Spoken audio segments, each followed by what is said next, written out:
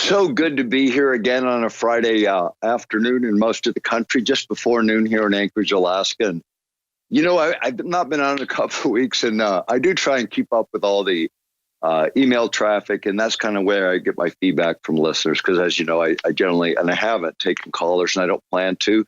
That's the way to get to me, info@earthpulse.com, if you want to participate and give me something to talk about. But don't overload me, man. If you got an assignment for me, don't do that. Don't do that. If you want to do that, you go upstairs first. Ask that guy. He comes over, he dumps it in, and then I get my instructions that way. So don't add anything to my backpack. But that's the way you reach out to me, info@earthpulse.com. And I want to take the first couple of minutes and I want to talk about the last feed, because I have all different reactions from I got a few that said, oh, that guy must be on drugs to run that fast. And so I'll try and slow it down and reassure everyone that is not the case. But that was kind of funny. At first, a little offensive, but then I thought it was kind of funny. Because I always run it slow most of the time. And if I pick it up, I forget. There are some people that just can't keep up when you're picking it up and when you're jamming it out and making it move, and all that happens. Makes people nervous. So I'll try and slow it down, pace it out. But I lost the conclusion of that, which I talked about a lot of misery in my life. And people were reacting to that differently. They didn't really get the picture. What I was trying to say is, I wouldn't change a thing. All the things you know about me, I wouldn't change one breath I've ever taken this lifetime to be where I'm right now in my life. All those trials, tribulations, whatever you want to call them, I would do it all again 10,000 times to experience what in my lifetime could be characterized as very long suffering, starting with the disappearance of my dad at a young age. So I started reading pretty seriously about when I was 12. I'm 62 now. That's 50 years, a half a century of reading. These cabinets behind me, they're not empty, man. This is a real library. Somebody wrote me a nasty note once, said, look at all those labels. He steals his books from the library. No, I don't. I have a library in my house, and I have to keep a track of what's where when I put it all back, because I like to use it as a reference library. So I got about 10% of the books I've read in my library, a little over 1,500. I think maybe 10,000, 15,000, pretty good number across many disciplines, many platforms, from, psychology, sociology, anthropology, archaeology, economics, political science, government. How about Alaska history, national history, international history, philosophy, the occult, all of the religious traditions that there are that I can find, maybe 100 or so. Over the backdrop of a lifetime and 50,000 hours of conversation with some of the most interesting people in the world, from waitresses who are lit up and know what's really going on, that a lot of the CEOs I know don't have a clue about, all the way up to vice presidents, presidents, senators, congressmen, economists, Nobel Prize winners across the sciences, a whole bunch. So I talk fast because there's a lot in here. I never get it out. It's always frustrating when you don't have a way to get it out. So I'm setting up for a 10-hour continuous feed, uninterrupted. So once and for all, 50 years comes in a coherent way, starting with the human being, us, the starting point, you and I.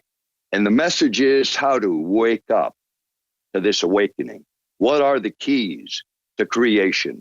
What is it that lights Dr. Nick up and gets the game going? Because you are the spark of life. You are the flame within that spark. Wake up. It's 5 minutes to midnight, folks. It's time for a rumble to be felt within the earth, where we rise into who we are as individuals. We project that into the world in a different way on a platform of love.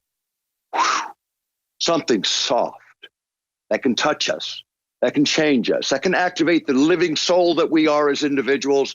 And the message today is the beginning of that. How do we do that? How do we change hate and anger into the peace where the humble inherit this earth? We'll be right back after these messages. All right. Now we calm it down a bit, because I want to get your attention. I want to hold it for this hour, and I'd like you to think about what's being said. And I know that's a lot of energy, right? That's a lot of energy you saw out of Dr. Nick, out of Nicholas. Why is that energy focused in that way? Because you can control the energy. So you have the effect, which is to get people's attention. I want your attention. I want to hear what I'm going to say. I think it's important. It's not about me. It's about you. And, I go into this program. I start my day singing in the spirit. It's a concept some people understand, others don't have a clue. I do some things in my prayer life in the morning. I spend about an hour in it. I'm not going to get into the details of that today because that's between me and God and what I believe the Creator is. And I'm not getting into brand names. I'm not getting into any of that. Because I think the most important thing right now is when we look at the world and we see the chaos in it, is we can choose some things about how we project ourselves into that world and whether we're going to be the victims of it or whether we're going to begin to become the controllers of our lives. Now, I spent 30 years of the 50 becoming a subject matter expert in the area of mind control. I probably know it better than most, and I certainly know everyone in the game. And I know a few of the people on the wrong side of that game, but what I do know is the knowledge that's been built has been built over not centuries, not decades, but a couple thousand years, perhaps even earlier. The knowledge comes from deep areas of thought. I've looked into those areas. They're in this library, some of it, what I've kept, what I've been able to keep through 2 bankruptcies and a bunch of other things, which don't take that as complaint because my torment are my greatest lessons. They gave me the ability to know what I can do and how to stand through things that others probably couldn't. I was gifted with the ability to take all that information and condense it in the brain God gave me to be able to project it out in a way that's coherent. And people know me as an educator. They know me in a lot of different frames, but nobody knows me as me in the broader sense of what I've been doing. And that brings the knowledge into where I am. So I'm getting ready to do a 10-hour straight feed. It's going to go out on YouTube. It's going to happen April Fool's Day. It's going to start at 8 a.m. my time here in Anchorage, Alaska. What I'm going to start with is a lot of the principles I've been talking about, a lot of the science, all of the things that deal with the mechanical real world, the problems of the world, how do we solve them, what are those solutions? So I'm going to start first talking about who we are as individuals, not in the context of religion or any of that, but in the context of what I know. And I don't want you to believe anything except this, that my mission in that is to do one thing, is to cause people to look inside themselves, to look inside yourself, and have a way of kind of exploring what's there, activating what's there, shedding a lot of guilt that shouldn't be there at this point, but needs to modulate your behaviors, perhaps. But those are all your choices individually, for sure. What I want to do in a soft and gentle way is explain some of the keys to unlock that door into yourself a bit so you can make that exploration, reconnect with what I believe, and many physicists believe, with consciousness, or what others call the spark of life, or what you might call the breath of life, or you might give a million different names, or you might say your soul even. So I want to help people learn some things to turn inward, ask that question, someone that'll deliver that in a coherent way, not in some telegraphed way through the internet in an abbreviated form. So I'm going to bring you into that conversation as we explore what we're going to do today and what I want to teach today that are practical to take all of this energy that I could blow out as anger. You can see that, and it'd be totally acceptable on this platform, and everyone would be fine with that. But that is not who I am. But I do have power in my voice, and you saw it as we closed out of that last segment. But it's me who controls the power of my voice. It's not my voice that controls me. And this is the power of self-control that builds into us the ability to amplify out of us the full energy that we were created to be, which means our gifts come into play, the gifts that we know we have, and we find ways to bring those forward in our lives as we lift each day, as we begin to move the creative essence of what we are into the reality that we project and create in the actions that we engage, all of which are choices. So what I'd like to teach in this 10 hours, and I say 10 because that's what I know my voice can do, but I'll go until I'm done. And so it'll be recorded where you can get it. It'll be free access to everyone in the world. You can do whatever you want. And what I want is just 2 responses that will help me today decide what I do on this platform. I need one of 2 things sent to me at info@earthpulse.com. I want either a thank you, which is the message, keep doing what you're doing, Nick, or I want an F you that says, Nick, we don't want to hear it anymore. Find a new platform. I want to know what you think. Because if you do either one, I'm going to be happy, because then you're not sitting on the bench just warming it, doing nothing.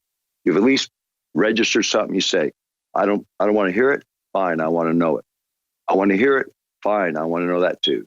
But either way, I win, because my only purpose has always been to wake people up, to have an opinion, but based on an inward look first. Please, at least do that. Not for me. Do that for you. I'd like to give the keys to that as we go through this hour. Some of the beginning ones I'll talk to you about today. You'll get the rest later. But instead of starting with all the issues of the day, I'm going to start with man. I'm going to start at the end, which should be the beginning of the story. How do we activate our minds, being a subject matter expert in that? I know that to do that, to interfere with what you think, what you believe, what you feel, is the grossest violation that anyone can make against another living soul. The only one that judges a living soul is you. Judge your performance against yourself and your standard of ethics, values, all of the things that drive you that you do. You know when you're right, you know when you're wrong, you hear it inside. Every human being has that. Whether you listen or not is your choice. How you listen is also your choice. But the train wrecks that become our lives are based on those choices. And when we think about all of this, as we move into this next phase of what's happening in our world, we need to draw down now a different way of seeing that allows us to be calm when everything around us is falling apart. Calm in the middle of the storm, the peace in the middle of the moment, the breath that flows through us as the breath of creation itself, as a trigger to consciousness. This is what it's about. I don't read from teleprompters. I can go from comedy to poetry to loud to slow, because the vehicle serves me. This body serves me and my awareness. And I want to be aware. I want to be functioning within the creation as a co-creator with my conception of what creation is. My hope is that the words I give today will assist you in finding a way to activate yourself, to be who you are, not who anyone else is, and to be that person, that doesn't rip themselves to shreds in self-condemnation. I want to teach how not to do that. I want to teach ways to help learn from our mistakes, elevate ourselves out of them in a way that always lifts. And we get out of this drag thing where we feed the beast, our anger, our frustrations. As we kick that out there, I'll teach you, if you'll listen long enough, of how that feeds the beast. And we create a reality, a hell on earth, by feeding the beast, with emotions or power. It is the power of the occult draws it out of you when they can pull that out of you. I went through an exercise, maybe we'll have time to talk about it, where I brought a house guest into my home. And I don't get angry. I don't. Alex asked me one time over dinner, how often do you get angry, Nick? I said, Alex, maybe once in a decade, every 10 years at most. I mean, what I call anger. The man in my home for a week, in my entire life of 62 years, in that week, I had more anger in that week come through me than I had in a whole compilation of my lifetime. And I would go from anger to dropping to my knees, turn my back on that situation, drop to my knees and pray for forgiveness in the moment and understand that anger so that I would be able to understand it and not do that. Because sometimes you need the anger to wake up. I understand. That's how it goes. So many people need that projection out of them. Someone else needs to carry that anger. So that's a lot of InfoWars, is carrying other people's anger. So you don't have to, so we don't have to do it. Let's lift. Let's lift. Let's transmute the anger into our own transfiguration, our own transformation as we move in to this next decade. And where we live will be the way we live, in light. I'll be right back. All right, we're back. I'm glad to be here. Couple things just to lighten it up for just a minute. I've been saving this. I didn't have a chance to show it earlier. This is February 21st, 2021, Sunday front page, or not front page, but back there, 810. But it's a nice article. Great promo for the team, man. You even make the Anchorage papers. A nasty article, but hey, as my dad used to say, the only bad press is obituary, and only if it's yours. Otherwise, call it a half a page of free publicity for the info warriors in Alaska. 3 cheers.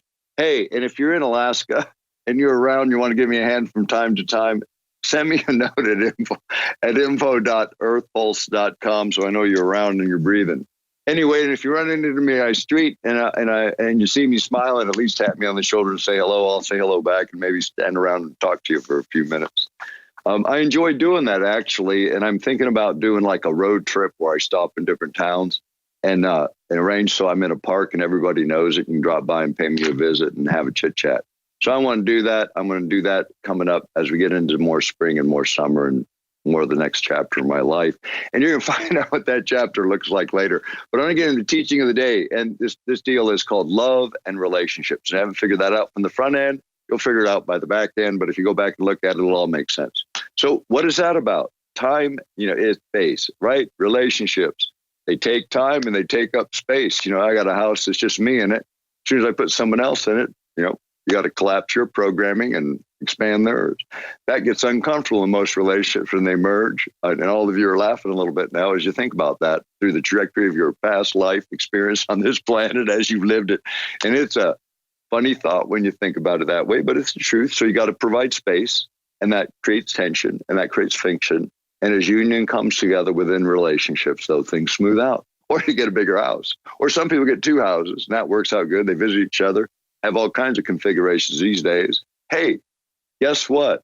If it works for you and it works for your union and it makes you guys happy and it supports your value system, rah, do it like you, not like anyone else. Another place to start the conversation about being like you is there. Hey, what kind of relationships do you want? For me, it's the most important thing I have besides time. Because without time, I can't even have one of those, because I'm gone, at least not in this trajectory. Now we can talk about the multiverse or however you want to roll it out. I've got those books on the shelf. Some of the best physicists in the world. We'll discuss them in the course of review for 10 hours as we roll through the trajectory. So what I try and do is take the science, bring it into the practicality, put it in your life in a way that you might say, wow, that's kind of an interesting thing. How about I think about that? Maybe I do. It's a bit differently, and that's your choices.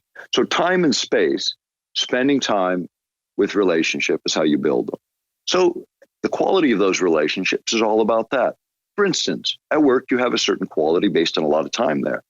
Or you might do remote work like me, where I dial in, dial out, no time in between. Yeah, it's okay for getting the job done, but it doesn't build the kind of relationships that could lift it maybe a little higher. So I drop into Austin about once a year for a week and work on that a bit. But there's not any in between. Everyone's too busy. Everyone in everyone's life is busy. So what I'd like people to do is don't spend time chasing the other guy's trajectory. Turn it a little bit and dial up your own. Start providing some time, first for your family, then for your friends, and then the things that make your living, obviously.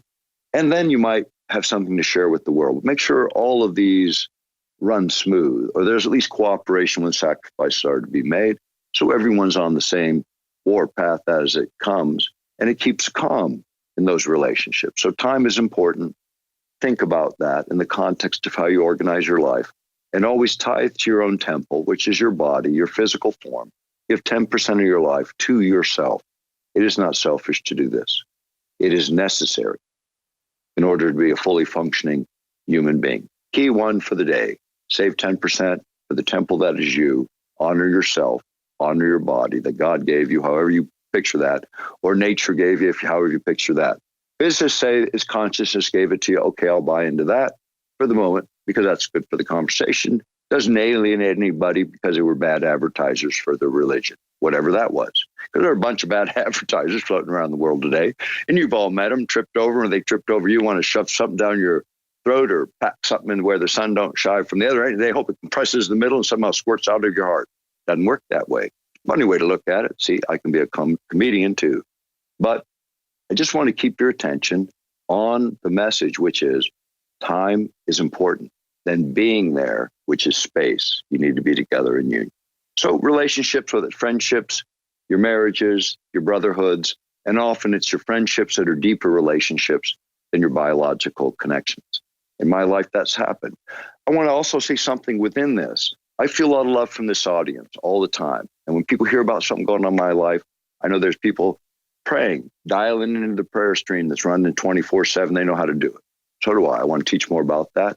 I want to tell you the things I said about my family and the state of my daughters not dealing with me. They're still not talking to me. But in the course of the anger in my living room for a week, I learned a lot about myself, had opportunities present themselves within the context of all this to learn a great deal about my last daughter I'm raising at home, who amazed me in what I learned. And what it did is trigger the settlement of a lot of anger that was built over 25 years in my last marriage. It was cured in a healing with my former spouse that lifts her, lifts me, and lifts our children up, whether they're talking to me or not. And I want to thank those of you that prayed for that, because you gave me that. And that was the greatest gift I got from that day.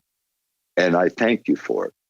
And the man who came in my house and provoked my anger, I made it a study. I pulled the books, study what provoked anger means, and dealt with that in a way that will calm me and use a greater, deeper understanding of that I can share. And so I'll be sharing that as I drift along. And I've also talked about this idea of lift and drag. Key number 2 for the day. Well, perhaps this is 3. The one on managing anger, I think that fits in there. I'll define that more as we go on. I have a lot to say. I'm going to try and talk long enough so it blows that 10 hours right out the door and you hear the longest, smooth oratory from anyone you've ever heard in your life. It'll be poetry. It'll be humor. It'll be the full context of who I am.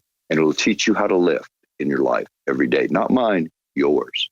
How to lift and not drag. How to flow and not be crushed. How to move your energy into the world as a person you were created to be, in the expression of who you are, as a you that you are, as God intended you to be as you are, to project into the changes of the earth that are in front of you every day. I'll teach. I'll provide the information. These are just the beginning of those keys. I have a few more for the day. I don't know how much time we're going to get, but I want to not lose sight of a couple things. So as you come into the next segment, we'll light right into that, because I want to make sure I tell you how to dial into all that and how you can help me make that happen. So Dr. Nick Begich has a lot more to say. Lift and drag. Let's get into that. Drag can be characterized as anything negative. Negative is easy to do. You define it yourself. Try and catch yourself when you're in the drag mode and just notice it. As soon as you notice it, you gain control over it. This is key 4. Notice when you're dragging and just decide not to in the moment. Just stop. Take a breath. And I'll teach you what to do with that breath once you get it back, and how to turn that anger into something that solves, lifts, and does not hurt anyone. This is Dr. Nick Begich. Keys are yours to have. Man, I'm really having a great Friday, and I'm glad you're with me on this ride, sharing your time as I'm sharing mine, because this is how it happens. You know, the one thing we do get, time, and I share mine with you. I was telling you that's based on a relationship. I really do consider you my friends, even if some of you are angry at me from time to time, because friends do that. You know, it hones us, makes us sharper. I really want to know what you think, but please don't try and assign things to me or ask me to do more. I'm doing what I need to do. What I do is programmed in from my relationship with creation. If you have something to say about what you think I ought to be doing, pray about it then. Send it on upstairs. If he sends it over and drops it into my consciousness, believe me, I'll be on it. But that's the only way it comes into my trajectory. I'm not doing it any other way, and I'm not taking instructions from anyone else. So if you got instructions for me, ain't going to work. I'm going to ignore it. Don't waste your time sending it to me. Send it upstairs. He'll send it over. He'll download it. Don't worry. It gets in. You'll see it in it. Now, because I'm doing this 10-hour feed coming up, you know, I did this segment. It was one of the lessons my sweet and I talk about her because she was my fiance. I had to break that off, but she is, in fact, and we see each other just as friends, deep friends. She's the person I trust more than anyone in the world. Just where she is health-wise, where I am in the work I'm doing, and all the things that are happening in our lives. I'm pretty.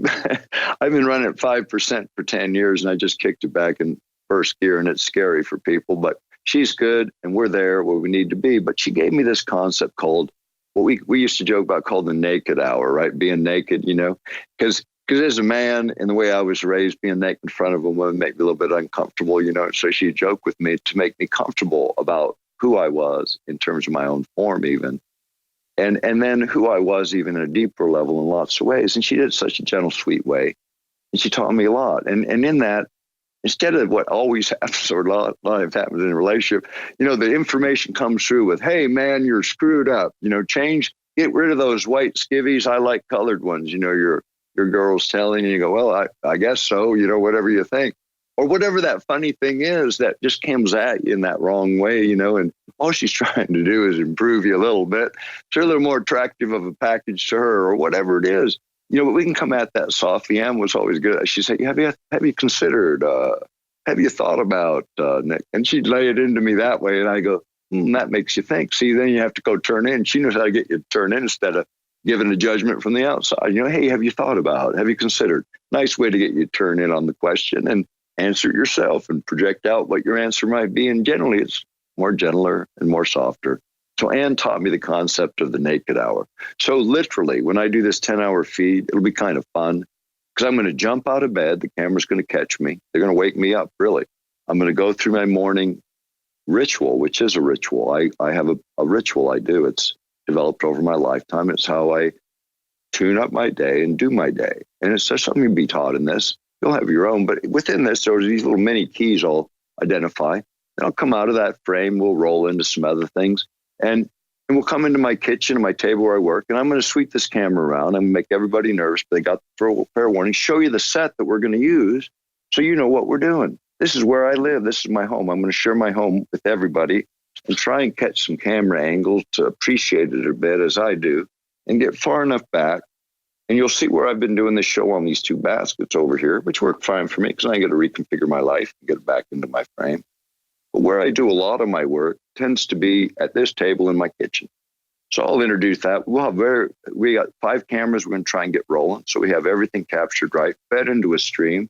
That's where I do most of my work in between. That's my coffee setup over there in my kitchen. And, and I like art. So I've collected art from all over the place. I got a lot gifted to me in time. And I make art part of my life. I got some things for Alex over there as a Damascus steel sword I got set up for him, a Roman 4th century. I'm going to give him. There's a sword. Then there's some spears because we're the tip of the spear here, folks. I want to get one of those to Alex when I go back down there. But sweeping in, we're going to walk into my space. This image on the wall with the cross is one hand shot. It's one of my favorite. And this is it. I come into this space.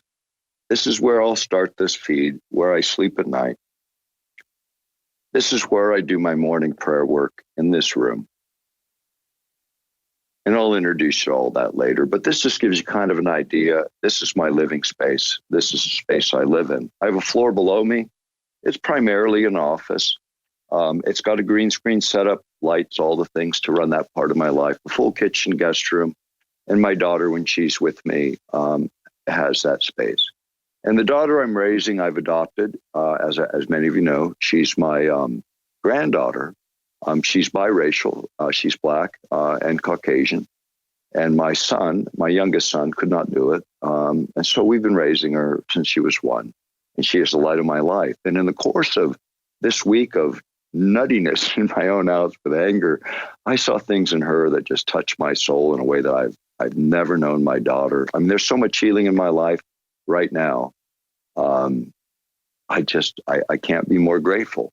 But on April Fool's Day, I picked that day, and it's when Dr. Nick gets naked, explaining some of the keys to creation and living a life of lift and reclaiming life, liberty, and the pursuit of happiness. And those were read from my notes, and I read them because I want to be clear what we're doing. So it is a page of notes.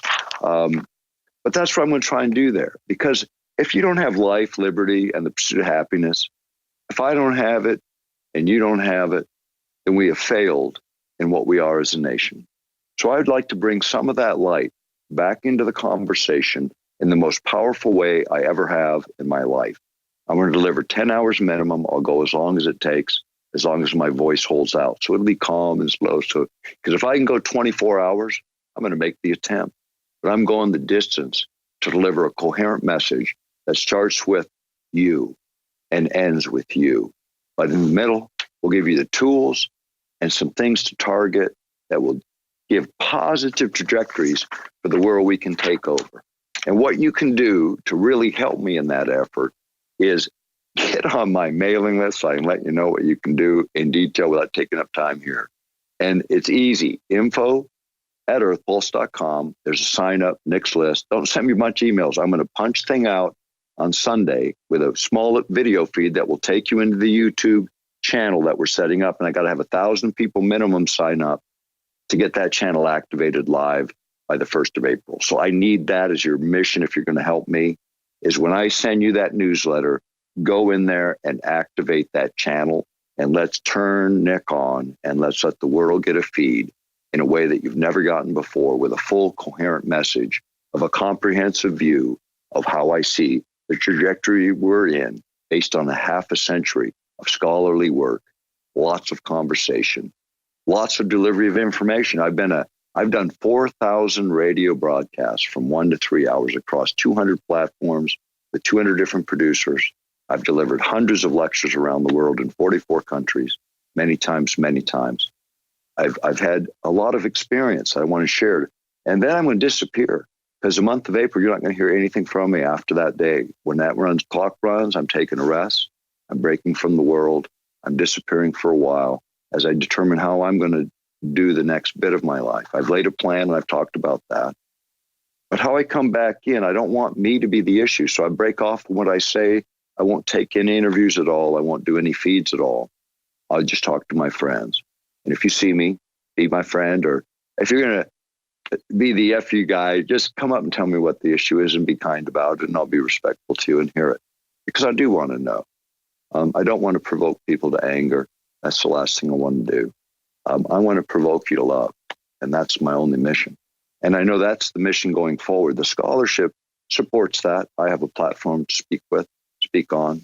I'm not afraid to face myself in the public. We'll have a feed where if I've sinned against any man, they'll have a way to feed that in.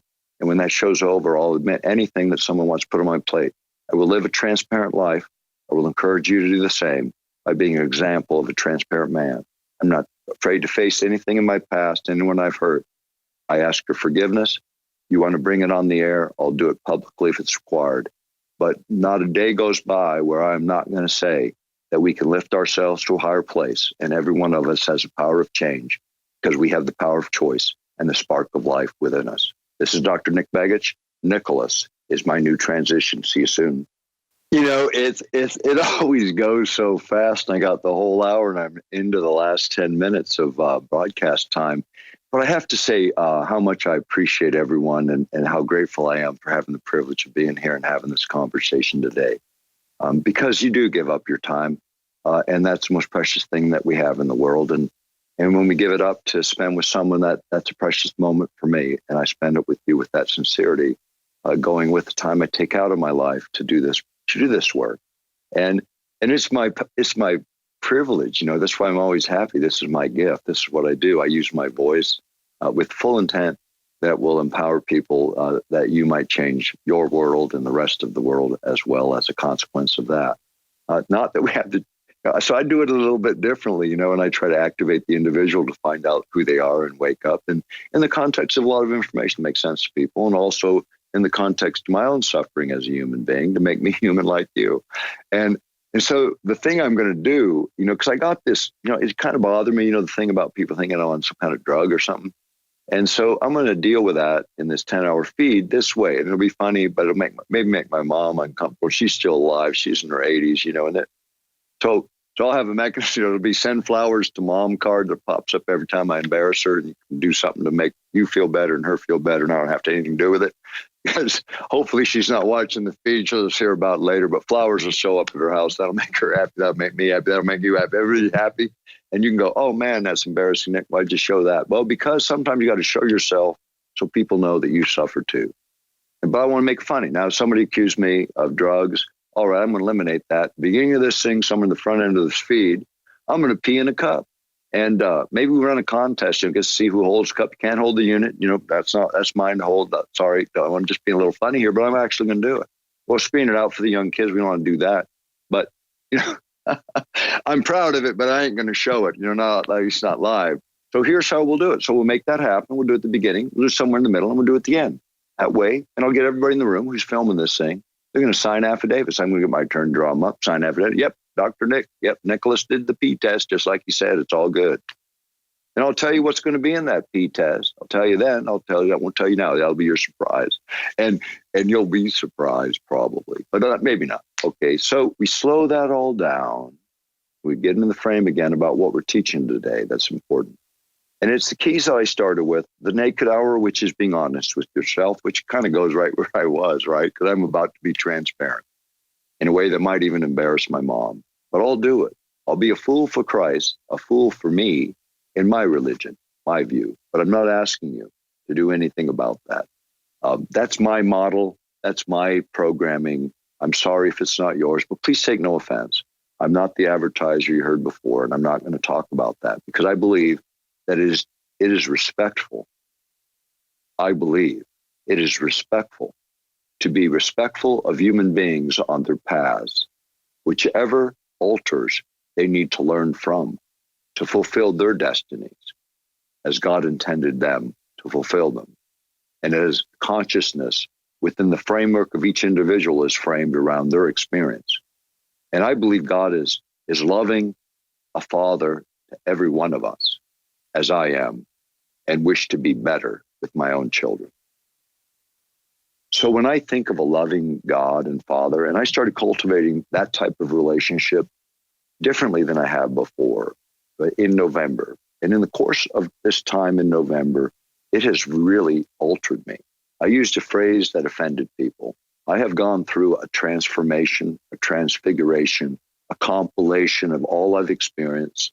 And in my own awareness, all that data, all that stuff I described, if you think about it, that's my data warehouse, my data storage, all the experiences, emotions, all that represents, if you think about it, data storage. And as I compare it to the other parts of my life where I actually did work on this, for the evil side who have data warehouses, you can read about it in Earthrising the Revolution, learn what all that is. Well, there's a evil side to what I'm going to teach, and I'll bring that in the picture so people see what they are. The whole idea of mind control on the other side of this. You know, even within the InfoWars, there's a phrase that is 12-year-old in New Brunswick identified that was locking our program. And it's the phrase, "You are the resistance."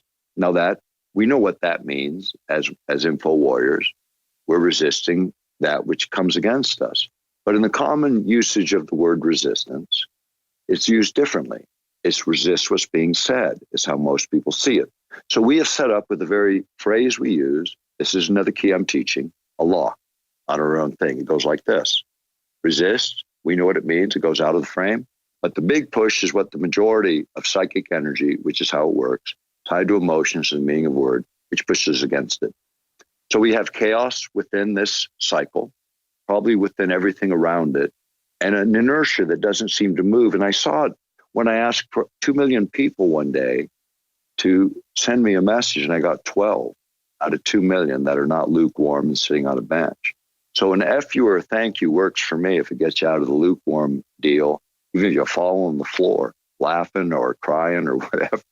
At least you're moving again and begin asking, oh man, is he right? Is he wrong? That's a good question to ask yourself, not me. And that's what I'd like you to do is let's come together in a different way, recognize the dignity and respect that each of us should share with one another, and come together in a different way, where we actually look into each other's eyes, that we see the vision that we share in the spark of life that we are.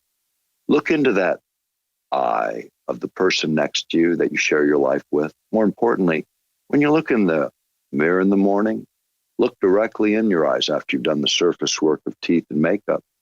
Look in your own eyes. Gaze into your own self for just a moment and reconnect with yourself in that morning breath. As you breathe in the breath of life, look in your own eyes and decide who's responsible for your day. You'll discover them there. Your best critic, the only one worth listening to, looking in your own eyes in the morning is how you'll start your day.